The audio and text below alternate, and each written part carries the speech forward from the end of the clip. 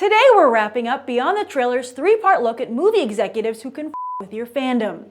First we took a look at rivals Kevin Tsujihara and Kevin Feige, and now it's time to take a look at Kathleen Kennedy. Fascinatingly, as fangirls fight for a voice alongside fanboys, we now have a female executive running the Star Wars empire.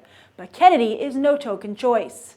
Kennedy started out as Steven Spielberg's assistant and quickly became a producer on his films, starting out with Raiders of the Lost Ark, which fittingly was a joint project between Spielberg and George Lucas.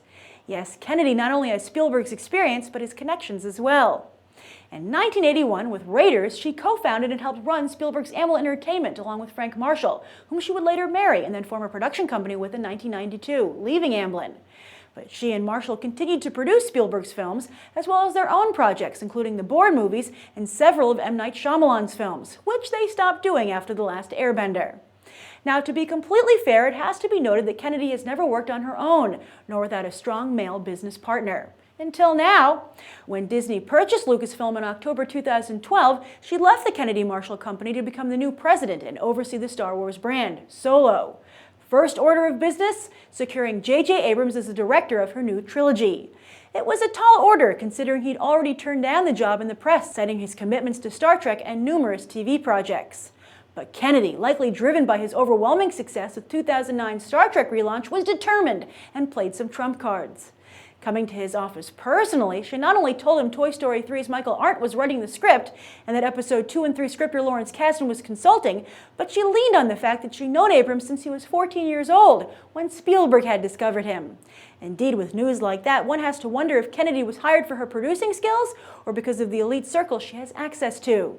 In fact, it was even reported that she was spotted having lunch with Lucas and Daniel Day freaking Lewis, who she of course knows from producing Spielberg's Lincoln. Regardless, though, of why she got the gig, what fan will care if in the end she can repair the Star Wars franchise post-prequels?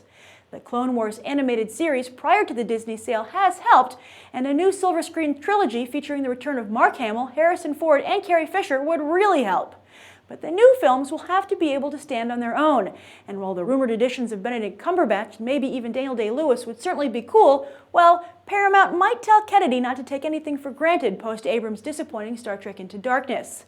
Fanboys, you can't pretend it succeeded on the same level as the 2009 film.